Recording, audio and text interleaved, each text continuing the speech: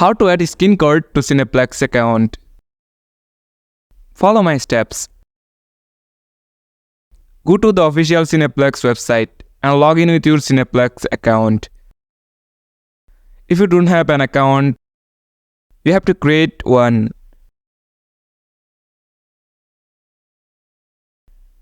Look for account setting or profile information option.